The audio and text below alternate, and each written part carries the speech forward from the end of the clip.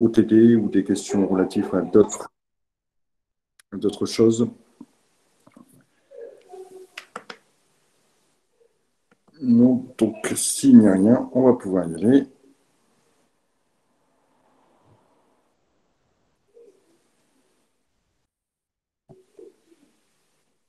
Alors, je vais partager déjà ma feuille de travail.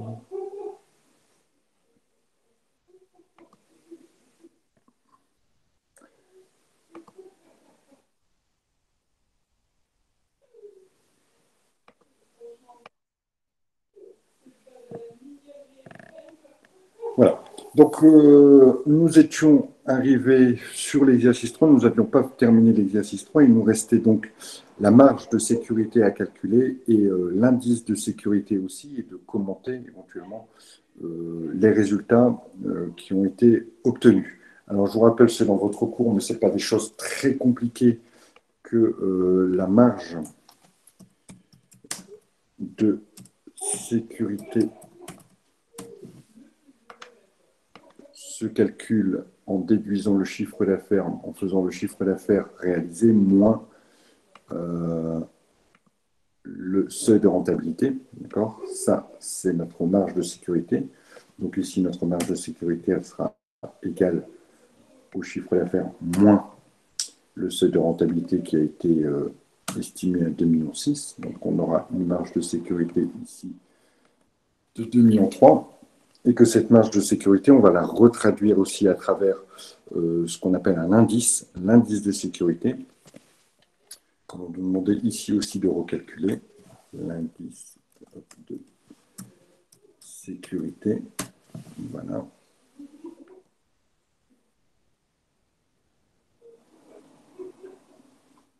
Alors, hop. Donc l'indice de sécurité, on prend la marge de sécurité et on le divise par le chiffre d'affaires. D'accord. Alors, dans vos cours, il est toujours marqué multiplié par 100. Bon, moi, je suis moyennement d'accord. Enfin, si ça vous aide à obtenir un pourcentage, vous pouvez toujours le faire comme ça. Donc ici, notre marge de sécurité divisée par notre chiffre d'affaires. OK, on obtient 0,46 en pourcentage. Ça nous donne ici une marge de sécurité de 43%. Alors maintenant, quelle est la signification de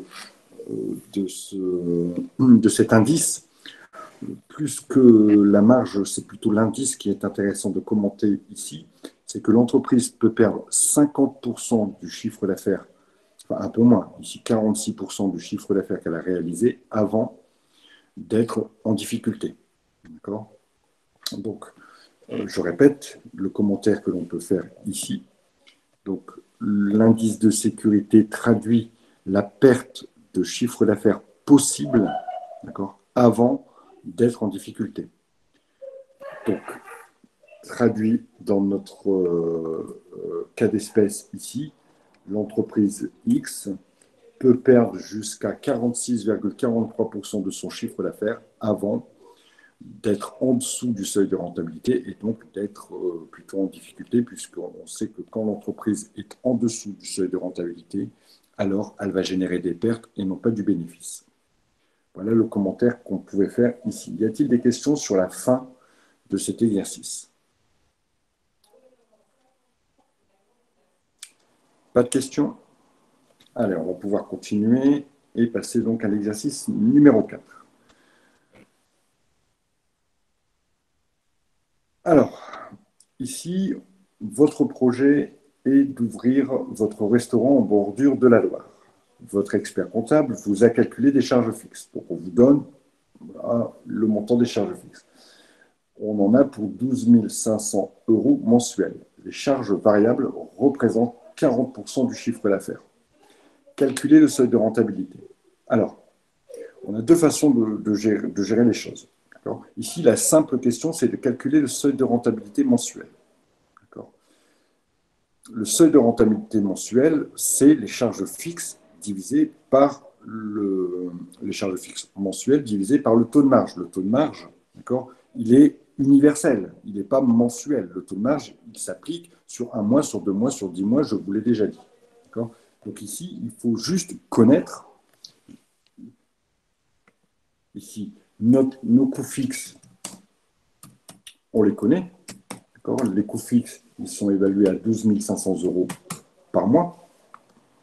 Et de toute façon, on nous demande un seuil de rentabilité mensuel. Donc, on va calculer quel est le montant de chiffre d'affaires nécessaire chaque mois pour amortir au moins ces charges fixes. Donc, 12 500 ici. Et donc, tout ce que je veux savoir, moi, ici, tout l'intérêt, le seul intérêt, parce que je sais que pour connaître mon seuil de rentabilité,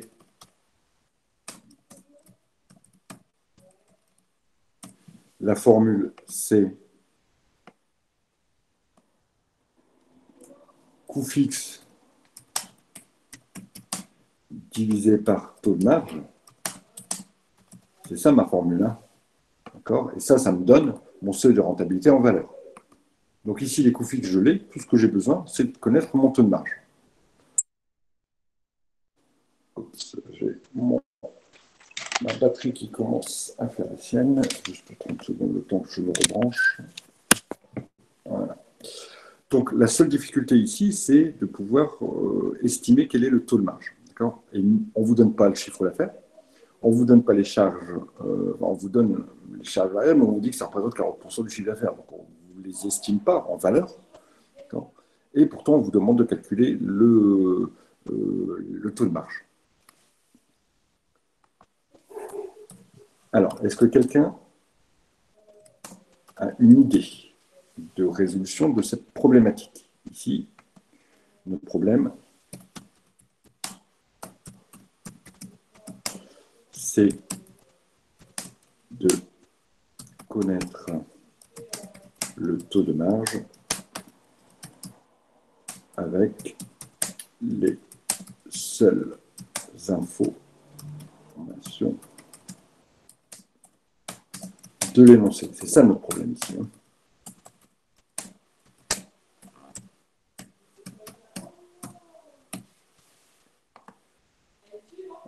Alors, qui va être l'heureux gagnant du grand concours de J'ai tout compris, monsieur?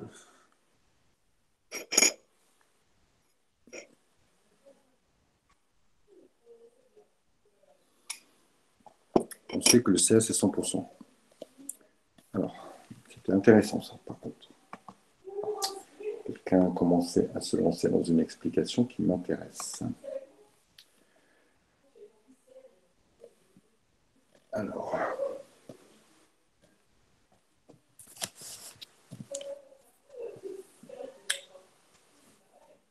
Vincent me dit, on sait que le chiffre d'affaires, c'est 100%, et que le CA moins CV est égal à CF.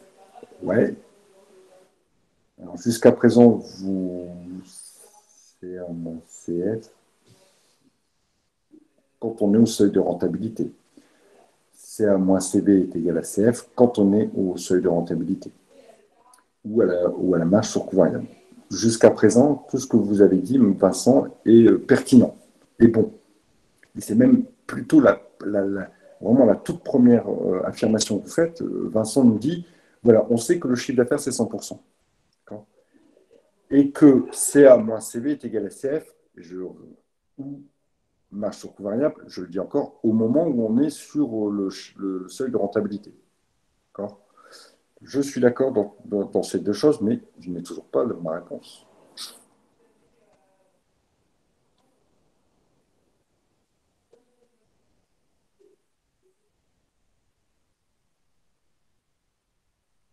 Alors. Donc, du coup, je vais finir par oral, ça sera peut-être plus simple. Du coup, en fait, CA, c'est le 100%. Si on sait que CA moins CV est égal à la marge des coûts variables, on a juste à passer de l'autre côté pour trouver enfin, faire la différence pour trouver le CV. Je sais pas si j'ai été très clair. Presque. Mais le CV, on l'a, Vincent, on sait que c'est 40%. Ah, pardon, bah, du coup, CA moins CV égale au pourcentage de la marge de taux variable. Ouais, voilà, j'ai pas exactement la bonne réponse. C'est bien, vous aurez un gros cadeau à Noël, Vincent. Alors, pourquoi Vincent a raison et quelle a été finalement, sa démarche? On sait que CA, c'est toujours 100%. Ça, on l'avait dit. D'accord. Le problème ici, c'était de connaître, pardon, CV. Quel est le... non, CV, on l'avait, pardon. Ici, le problème, c'était de connaître le taux de marge. D'accord, TM, le taux de marge. On sait que, puisqu'on nous l'a dit, on le dit dans le... Et c'est là où, Vincent, vous aviez peut-être raté cette information. On dit que les charges variables, donc les coûts variables, représentent 40% du chiffre d'affaires. CV. Donc, TM, donc la marge, représente 60%, obligatoirement. Puisque ici, dans mon chiffre d'affaires, j'ai des coûts variables et de la marge. Donc, hop, on va même pouvoir faire un petit truc plutôt sympa. Non, a priori, ça devrait fonctionner. Hop, comme ça. On met des pourcentages. Voilà.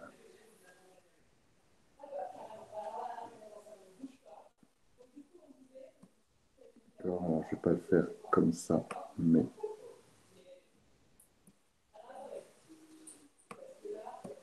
tac, tac, et je dois faire. Voilà.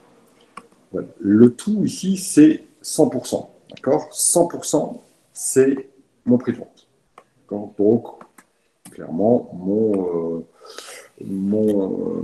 chiffre d'affaires. À l'intérieur du chiffre d'affaires, j'ai des charges variables et de la marge. D'accord. Ici, si on me dit que j'ai 40% de charges variables, obligatoirement, la marge représente 60%. Donc, mon taux de marge ici, par déduction, d'accord. Donc, par déduction, je vais le noter, par déduction, dans le CA, il y a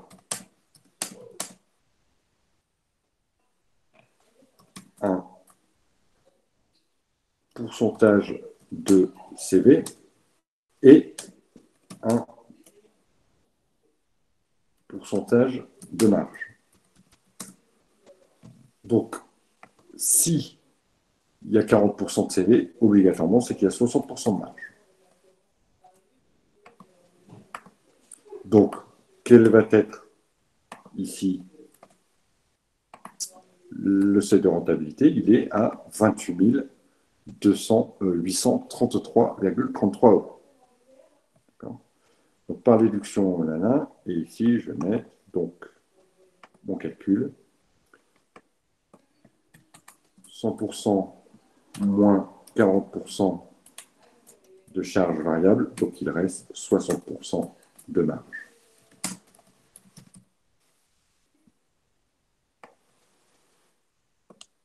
Si l'exercice n'était vraiment pas très compliqué, il suffisait juste, ce qu'on voulait savoir, c'est si vous avez compris qu'à l'intérieur du chiffre d'affaires, il y a des charges variables et que la marge, qui est un taux, c'est bien compléter le tout.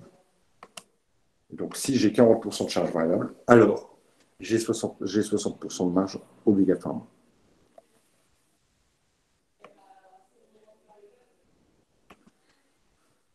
Est-ce que c'est compris? Ça marche. Alors, on va pouvoir passer à l'exercice 5, qui est plus ici vraiment l'exercice type que vous pouvez retrouver, puisqu'il est issu de l'annale, je ne sais plus de quelle année, il faudrait que je regarde, mais il est issu d'un BTS qui a été donc proposé. Le tout faisant partie, bien sûr, de quelque chose qui était beaucoup plus conséquent. Alors, on va le lire ensemble et on va regarder les points sur lesquels il fallait faire attention. Je voulais juste vous dire, oui, tant que je oublie. Voilà. Hier, je me suis aperçu que j'avais fait une erreur. Hier, ici, je vous ai indiqué que le point mort, c'était le 15 juin. D'accord. C'était une erreur, c'est le 15 juillet. En me relisant, j'ai vu qu'il y avait 6 mois et pratiquement un demi-mois. D'accord. Donc 6 mois complets, juin étant inclus. On arrive pour les 0,5 restants à peu près au 15, enfin, entre le 12 et le 15 juillet. Donc, si vous avez noté le 15 juin, si jamais vous avez pris le corrigé hier, veuillez modifier le point mort sur l'exercice 3 C'est bien entre le 12 et le 15 juillet, grosso modo, hein, si je me suis arrêté sur le 15 juillet, et non pas le 15 juin, comme je l'avais indiqué hier. Voilà, revenons sur l'exercice ici 5 et regardons l'énoncé ensemble et les points de vigilance. Mais vous nous avez dit le 15 juillet. Ah bon, voilà. Ouais, des fois, je dis une chose, puis je note une autre. Donc, si j'avais dit le 15 juillet, c'est bon, mais j'avais noté le 15 juin, je ne sais pas pourquoi, mais juste une petite erreur à ce niveau-là. Alors, on va reprendre tout ça, et puis on va voir un petit peu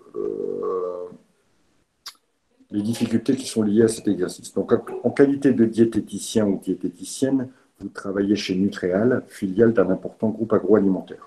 Outre votre fonction principale de diététicien ou diététicienne, vous participez régulièrement aux travaux du comité des nouveaux produits institué dans l'entreprise.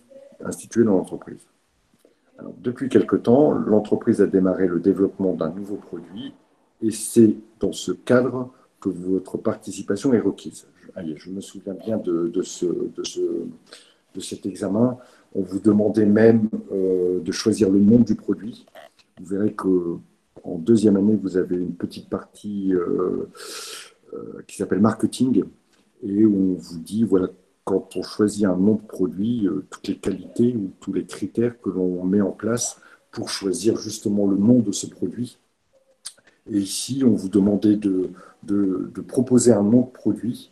Je ne sais plus ce que c'était comme produit d'ailleurs. Et en disant, bah voilà, pourquoi vous avez choisi ce nom. Alors, ça devait être un produit bio, donc certains avaient choisi, je sais plus, biodynamique, enfin des choses comme ça. D'accord, en disant, bah voilà, on met en avant le produit bio et puis d'autres choses, d'autres qualités du produit que l'on pouvait deviner à travers son nom. Il y avait aussi une étude statistique à faire là-dessus. Et puis donc, la partie qui nous intéresse ici, une étude en gestion. Donc, et où on va vous demander de déterminer un certain nombre de choses. Alors, la direction a fourni aux membres du comité les données suivantes. Estimation des ventes pour la première année de lancement, 600 000 boîtes. Donc, on sait qu'on va vendre 600 000 boîtes. Petite chose que l'on peut noter dans un coin de sa copie. Ensuite, le coût direct d'une boîte est de 1,20 € que l'on peut assimiler au coût variable. Donc, on sait qu'une boîte va coûter 1,20 €. Les charges annuelles de structure sont de 300 000 €. L'investissement réalisé est de 400 000 €. Alors, je vais d'abord revenir sur un premier point, c'est les charges annuelles de structure. Bon, je l'ai noté pour l'autre groupe avec qui je viens de finir l'exercice 3 notamment. Je n'avais pas fini, mais effectivement, je n'étais pas revenu sur cette notion-là avec vous dans l'exercice 3. Alors peut-être que pour vous, c'était évident, peut-être que je l'ai dit à l'oral, mais j'ai préféré le noter quand même ici. Il ne faut pas oublier que les charges de structure, chose que j'avais dite dans un cours précédent, les charges de structure, c'est ce qu'on appelle les charges fixes. D'accord ? C'est un autre nom. D'accord ? Les charges de structure sont aussi appelées les charges fixes sont aussi appelées charges de structure ou charges structurelles, comme les charges variables sont aussi appelées charges opérationnelles. Donc ici, dans l'énoncé, on ne parle pas de charges fixes, dans l'énoncé numéro 5, on ne parle pas de charges fixes, mais on parle de charges de structure. Les charges de structure sont des charges fixes. Ensuite, autre donnée, il y a un investissement. L'investissement, ça veut dire quoi? Ça veut dire qu'il y a l'acquisition d'une immobilisation, ou de plusieurs, d'ailleurs. Alors, ici,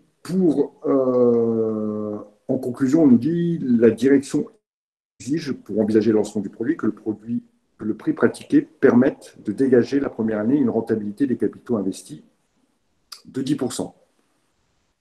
Donc, les capitaux investis ici sont les 400 000 €, donc il va falloir dégager une rentabilité d'au moins 40 000 €. Bon, et bien tout ça, c'est du boulot.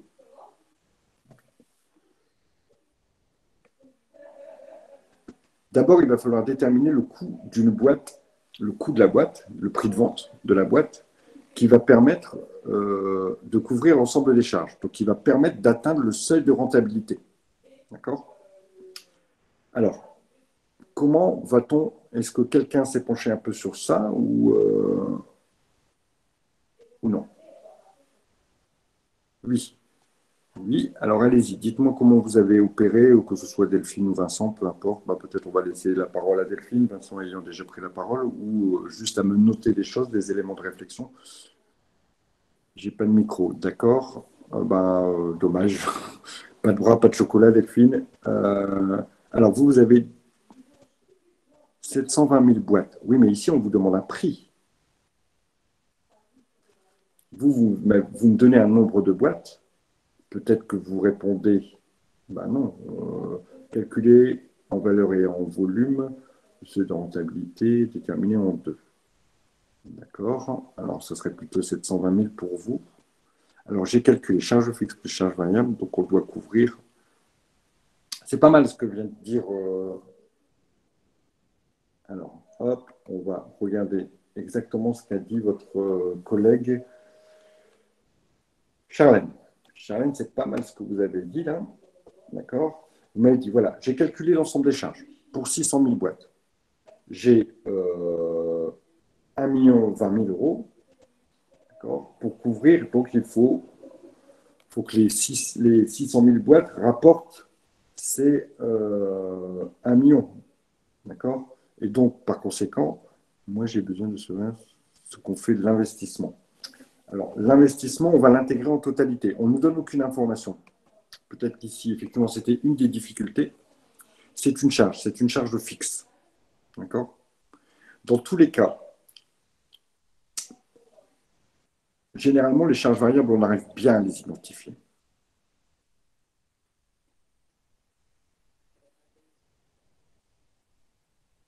D'accord. Alors, le tout ici, c'était de savoir l'investissement réalisé. Alors, il nous manque peut-être quelques petites informations. Est-ce qu'on a des informations ici? Effectivement, vous avez raison. L'investissement, est-ce qu'il faut le calculer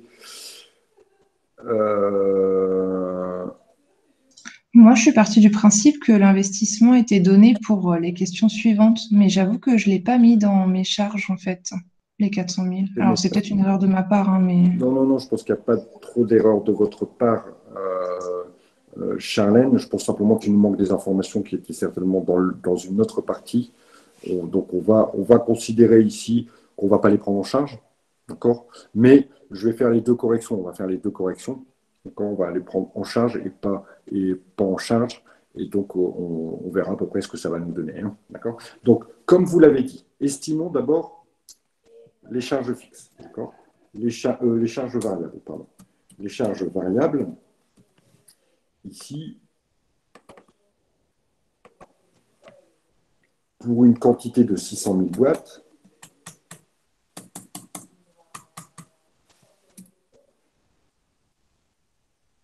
sont de 1,20 € par boîte. Je vais aller dans le détail ici, comme ça on va pouvoir voir exactement. Donc l'ensemble des charges variables, la totalité des charges variables, c'est 720 000 euros.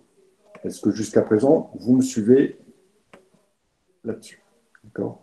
Ici, je vais mettre mon chiffre d'affaires. Chiffre d'affaires donc qui est lié au nombre de boîtes qui vont être vendues. Et on sait ici que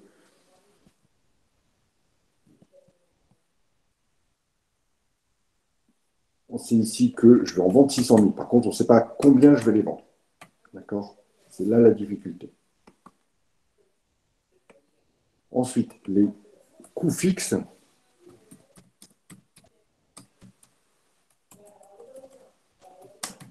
Les coûts fixes, eux, sont deux. Alors, soit on intègre effectivement les 400 000, ou soit on ne prend que les 300 000. Soit on fait 700 000 ou que les 300 000. Je vais faire les deux corrections. D'accord. Je vais faire les coûts fixes ici que de 300 000. Et ça, quel que soit, je vais plutôt les reporter d'ailleurs ici, quel que soit le nombre de boîtes vendues, puisque c'est le principe des coûts fixes. J'ai une question. Oui. Les charges, l'investissement de 400 000 euros, là, il ne peut pas rentrer dans les charges variables? De façon sûre, non. D'accord. Puisque investissement à réaliser, ce n'est pas parce que je vais vendre 610 000 que l'investissement va être différent. D'accord. Mais enfin, si j'investis par exemple 500 000 euros, forcément mon prix de vente il va Enfin, mon chiffre d'affaires, il va augmenter? Pas forcément. Non? Pas Ok, forcément. d'accord. Et c'est Vincent, bon, la réflexion est bonne, hein, Vincent. D'accord? C'est ce qu'on avait dit, c'est ce que je vous avais dit, notamment quand on investit en publicité. D'accord? Il ne faut pas prendre le sens.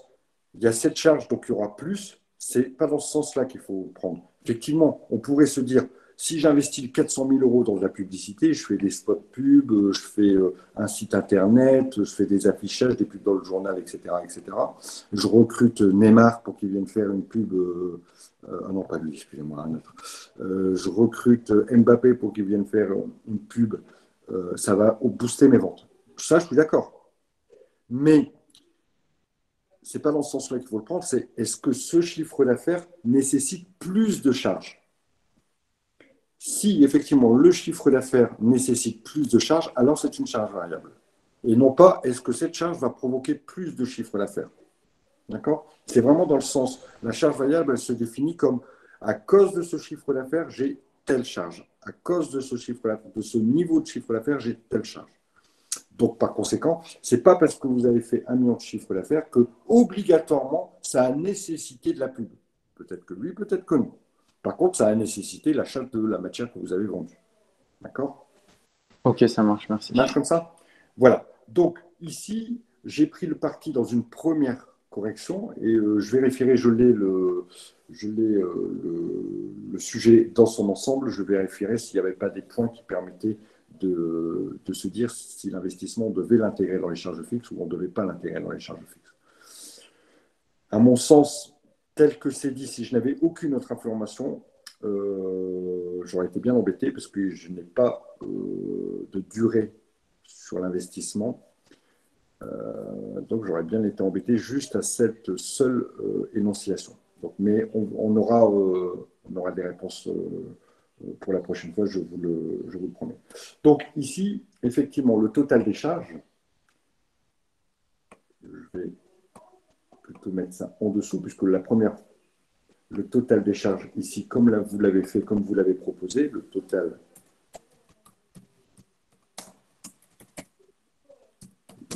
des charges, il est de ça plus ça. Donc ici, 1,2 million.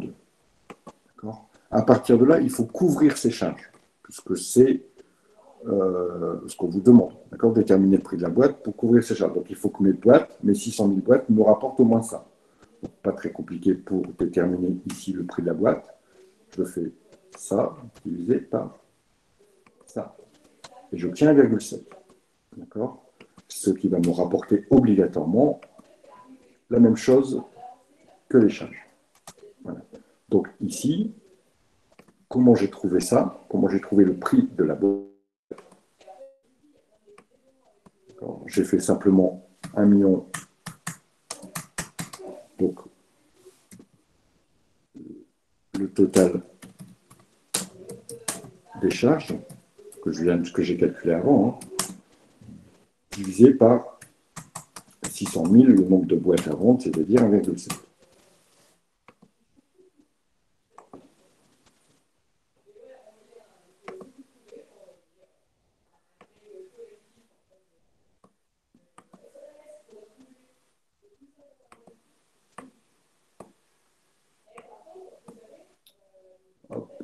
Voilà pour le calcul ici qui me permettait de déterminer le prix de la boîte.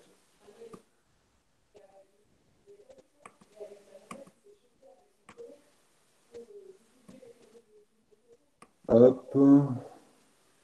Voilà pour cette partie-là.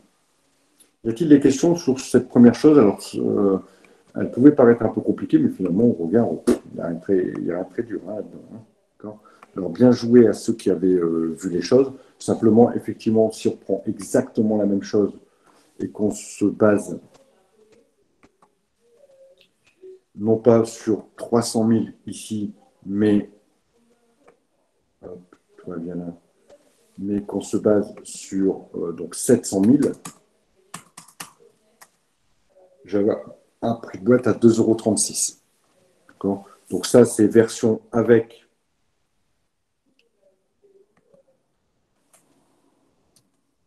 avec l'investissement mis en coût fixe.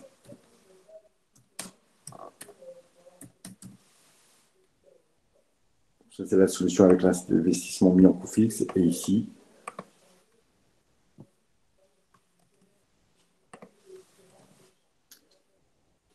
sans l'investissement.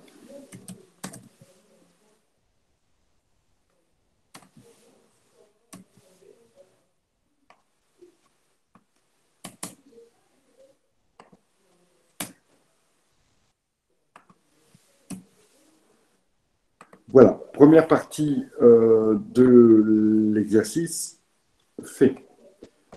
Calculer le prix qui permette de satisfaire aux exigences de la direction. La direction veut que, et là c'est là où je me dis, voilà, avec cette phrase ici, on vous parle de capitaux investis. Donc les capitaux investis semblent être ici l'investissement qui est réalisé. Bon, quelque part je me dis, alors ça ne serait pas une charge fixe. Donc, les capitaux ici qui sont investis sont de 400 000 et on veut une rentabilité de 10%. Bon, on va d'abord calculer la rentabilité qui a été voulue. D'accord ? Donc la rentabilité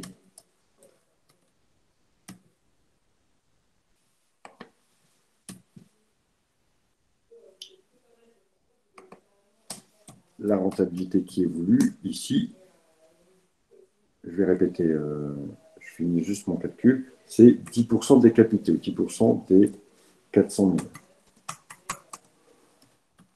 soit 40 000. Donc, je répète, les capitaux investis ici, bon, ça me fait plutôt penser à les exclure des charges fixes. Bon, je pense qu'il y avait d'autres éléments dans le sujet qui permettaient de les exclure, d'accord. Je regarderai quand je regarderai le sujet en entier, voir ce qu'on pouvait dire sur ça et si effectivement il y avait d'autres éléments dans une autre partie du sujet qui permettaient d'exclure les capitaux. Mais ici, on dit qu'on veut une rentabilité de 10% des capitaux investis. Les capitaux investis, c'est l'investissement qui a été réalisé ici de 400 000 euros. Donc 10% de 400 000 euros, bon, pas trop de difficulté pour faire ce calcul, on obtient 40 000 euros. Donc, calculer le prix de vente, maintenant, qui permettrait d'avoir ici une rentabilité de 40 000 euros. Donc, qu'est-ce qu'on va faire? Qui a une idée? Voilà, effectivement, je vais prendre mes 40 000 euros, prendre le nombre de produits vendus et augmenter leur prix de vente, tout simplement, du montant que je vais obtenir. Donc,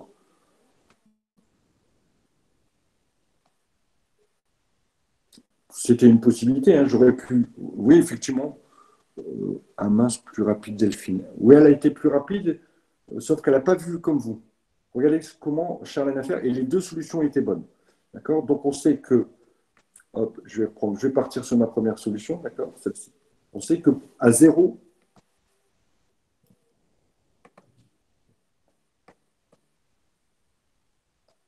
hop, je vais reporter les chiffres.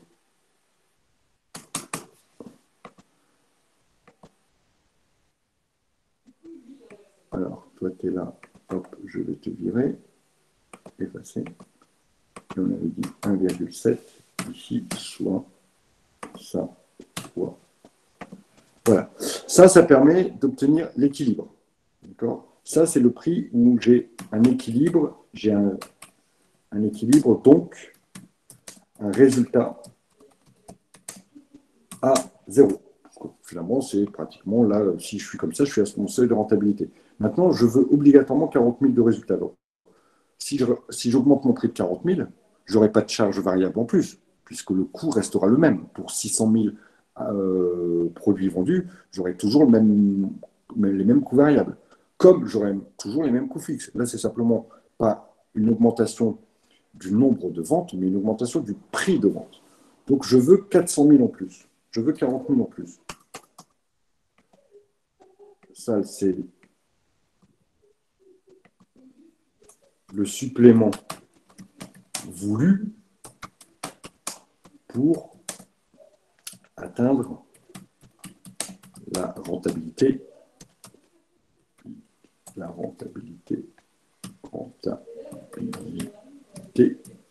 voulue. par les associés.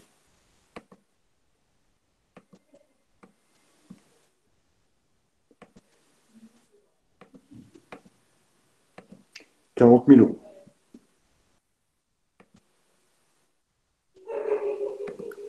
Donc, je vais rajouter mes 40 000 euros ici. Ça, plus ça, première étape. Et donc, comme c'est toujours pour vendre 600 000 produits,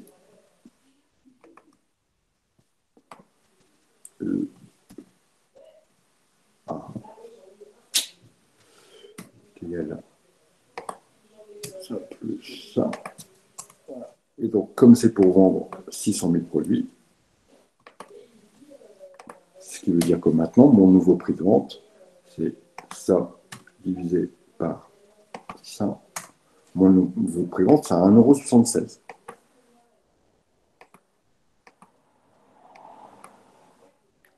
Ça, c'est la solution qu'a proposé, j'ai oublié son prénom, une de vos camarades, Charlène. Voilà.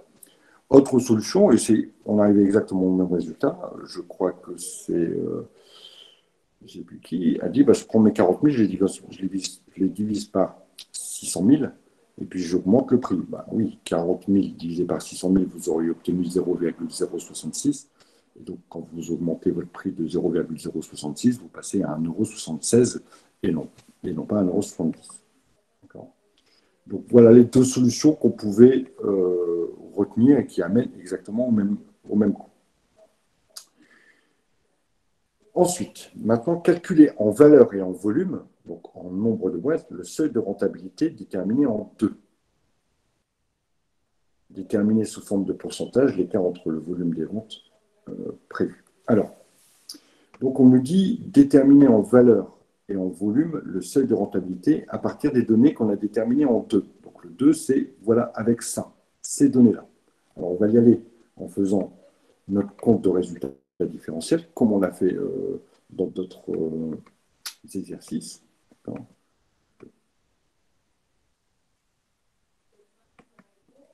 mon compte de résultats différentiels.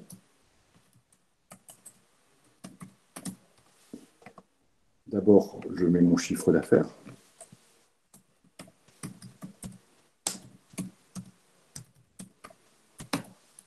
Donc ici, mon chiffre d'affaires, il est égal à ceci, ce qui correspond à 600 000 boîtes.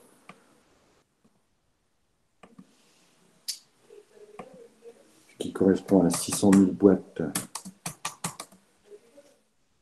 à 1,77 €. Les charges variables qui sont liées, les coûts variables,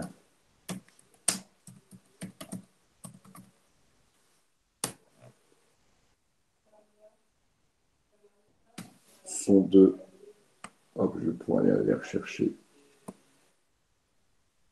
ici 720 000, d'accord, soit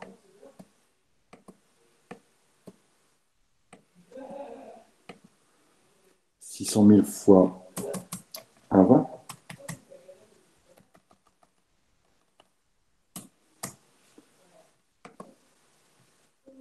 Ensuite, je vais faire ma marge, comme j'ai l'habitude de le faire. La marge sur coût variable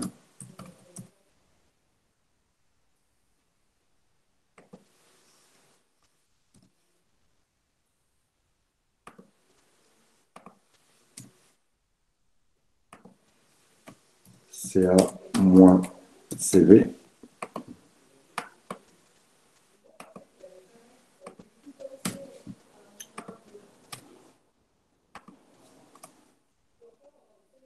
Ensuite, moi, je vais calculer à ce niveau-là mon taux de marge.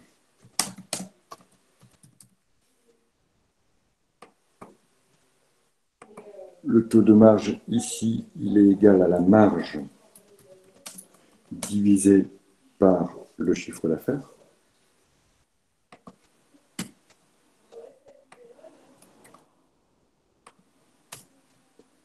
Donc, j'obtiens une marge de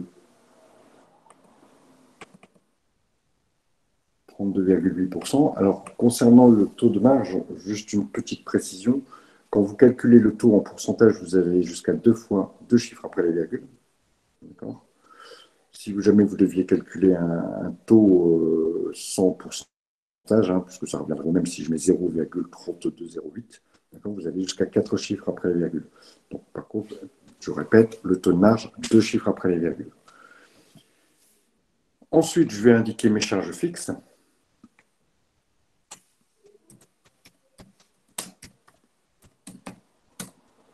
Ici, je vais partir avec mes 300 000 euros.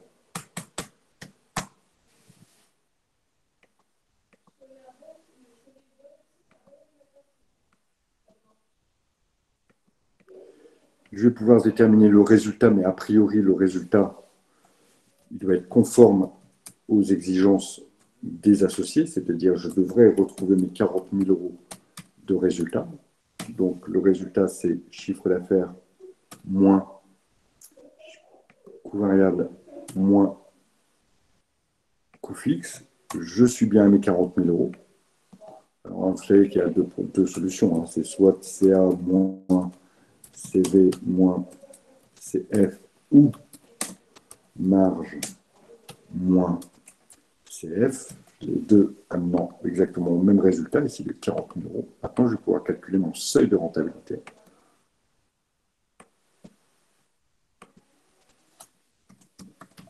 Le seuil de rentabilité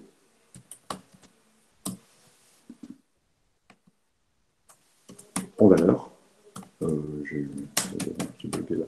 Rentabilité.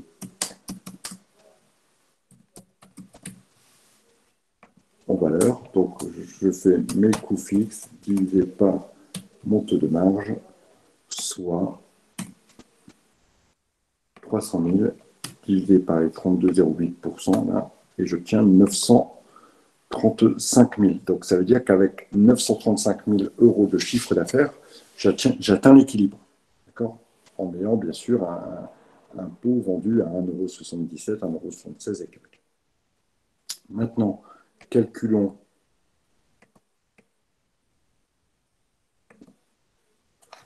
le seuil de rentabilité en volume.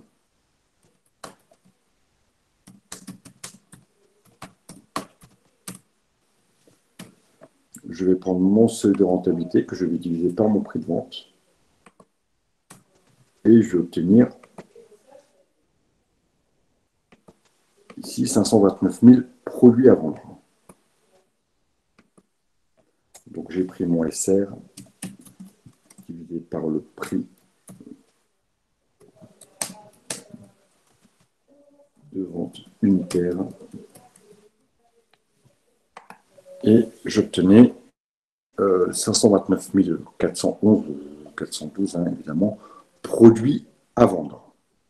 Alors cette dernière démarche, elle est tout à fait classique. Ici, la difficulté, c'était un peu d'interpréter les choses que l'on vous demandait au départ, d'accord. Mais bon, il n'y avait pas de grande difficulté. Si on met à part le problème des 400 000 de l'investissement, qui à mon goût n'était pas à prendre en compte, d'accord. Mais je le vérifierai et je vous donnerai exactement ce qu'il en était. Mais a priori, bon, je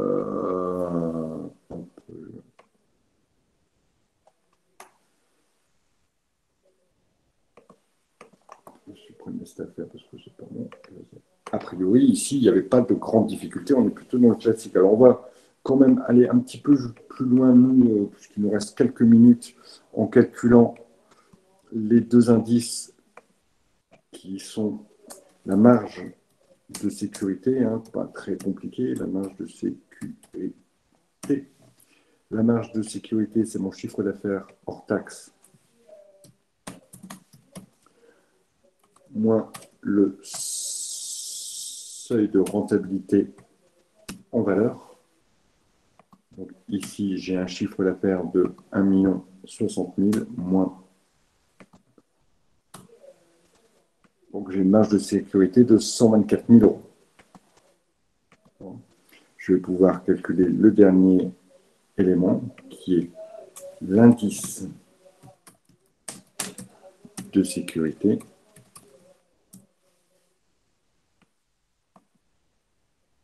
L'indice de sécurité, c'est donc la marge de sécurité divisé par le CA hors taxe.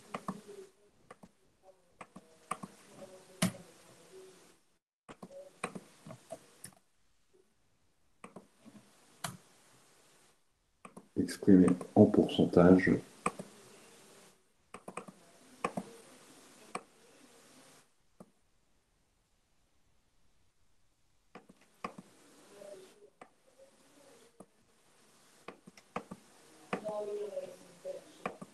Donc ici, j'ai une marge de sécurité qui est de 12%, qui est vraiment une marge relativement faible, d'accord, puisque si par rapport aux prévisions que l'on a fait, si je perds 12% de chiffre d'affaires, je perds de l'argent. Alors il faut relativiser dans le sens où on est dans une, comme on vous l'a dit, on l'a précisé dans l'énoncé, dans une première année de lancement du produit et que généralement, il faut que le produit trouve sa place au niveau du marché, au niveau des consommateurs, de façon à ce que le volume de vente puisse augmenter et pouvoir générer beaucoup plus de bénéfices. Y a-t-il des questions par rapport à cet exercice? Alors, vous voyez à peu près le contexte, mis à part vraiment cette problématique de l'investissement qui, à mon avis, a pu vous bloquer un peu. Mais après ça, une fois qu'on a dépassé cette problématique-là et qu'on part sur 300 000 de fixe, basta. Bon.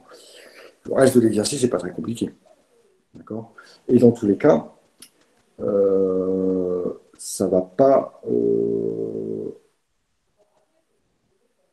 Notre taux de marge, il faut apprendre les formules, quoi. Ouais, elles se devinent, hein, elles sont plutôt. Oui, là, par contre, là, pour calculer l'indice de sécurité, pour calculer la marge de sécurité, pour calculer le seuil de rentabilité, il faut connaître son tableau de compte de résultats différenciés. D'accord? Vous mettez ça, ça vous l'enlevez et ça vous l'apprenez. On charge, on fiche, ça va, il n'y a pas de formule, d'accord, mais tout ça, vous l'apprenez par cœur. Il faut le savoir. On ne vous le donnera pas. Hein. Ça, c'est clair. Autant sur d'autres formules beaucoup plus compliquées, on vous les donne. Mais ici, sur ce type de formules qui ne sont pas non plus très, très compliquées, pour certaines, notamment, je pense au seuil de rentabilité en volume, à partir du moment où on a le seuil de rentabilité en valeur, c'est pas vraiment une formule, quoi. Hein. Bon, effectivement, c'est peut-être une formule, mais c'est une évidence aussi qu'il va falloir diviser par le prix de vente unitaire. Donc, à partir de là, oui, sur les autres, il faut les connaître. Ça, c'est clair, puisque ce n'est pas des choses que l'on vous donne. Y a-t-il d'autres questions?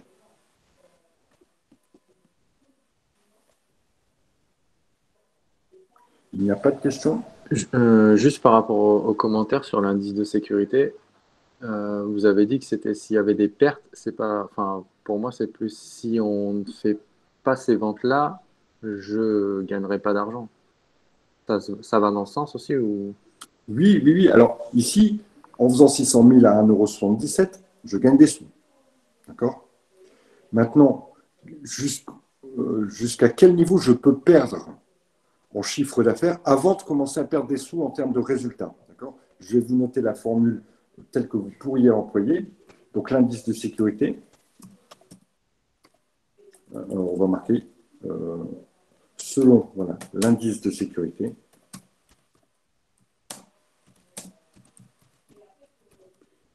qui est ici de 11,76%, Nutréal, puisque c'est l'entreprise ici, hein, Nutréal, peut, on va dire, perdre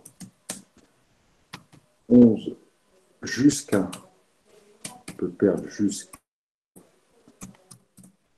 11,76% de son chiffre d'affaires avant d'entrer dans une zone de perte, c'est-à-dire avant de générer des pertes. Ici, j'ai 11% de sécurité. Si je baisse mon chiffre d'affaires de 11%, je fais des pertes.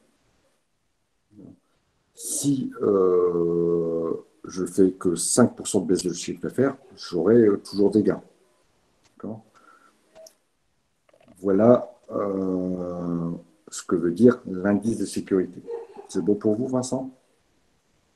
Ouais, ça marche. Moi, je le voyais plus. Enfin, faut pas qu'ils descendent. Enfin, faut les faire quand même, ces ventes, parce que là, pour l'instant, les ventes, ils n'ont pas fait. En fait, ça veut dire. Bien sûr. Là, on part sur des projections. Si on fait 600 000 à 1,77 €, voilà ce qu'on va, on va gagner 40 000. Ok, Maintenant, ça marche. Sur cette base-là, avec ces chiffres-là, jusqu'à combien je peux perdre de chiffre d'affaires avant de commencer vraiment à m'inquiéter. Je sais que j'ai une marge, grosso modo, de 11%. Si je fais que 1 050 000, par exemple, bon, c'est pas 11%, puisque en valeur, la marge de sécurité, c'est 124 000. Je peux faire jusqu'à 124 000 € en moins du chiffre d'affaires qui est ici avant de commencer à perdre des sous. D'autres questions? Non. Alors, pour la prochaine fois, on se revoit nous, vendredi, il me semble. Je vais mettre en ligne sur votre Net Campus, via cette feuille ici, je mettrai le corrigé, plus dans les feuilles là, voilà, 6 et 7 et peut-être 8, d'autres exercices qui sont, eux, directement tirés des annales qui ont été soumises à vos collègues les années précédentes. Ça vous permettra, au même titre que l'exercice que l'on vient de faire, de vous confronter à ce que l'on peut trouver au niveau des examens, plutôt que des petits exercices très rapides, tels qu'on a pu faire dans les exercices 1 à 4, l'exercice 5 étant beaucoup plus formateur, puisqu'il est tiré, lui, d'un examen. Donc, je mettrai ça ce soir ou demain matin en ligne. On fera l'exercice. Ah, il y en avait un sixième? Je n'ai pas fait gaffe. Excusez-moi, je n'ai pas fait du tout attention qu'il y avait un sixième. Oui, alors on fera l'exercice 6, je n'ai pas fait attention. Oui, on fera l'exercice 6 aussi en correction. Je n'ai pas fait gaffe qu'il y avait un sixième exercice. C'est bon pour tout le monde? Bon, écoutez, je vais vous lâcher avec 5 minutes d'avance. C'est pas bien grave, tout ça. On se revoit donc vendredi, je crois, à 8h30, à la fraîche, de bon matin, pour la suite et la fin de ce chapitre. Allez, je vous souhaite une bonne soirée à tous et je vous dis à vendredi. Ciao tout le monde.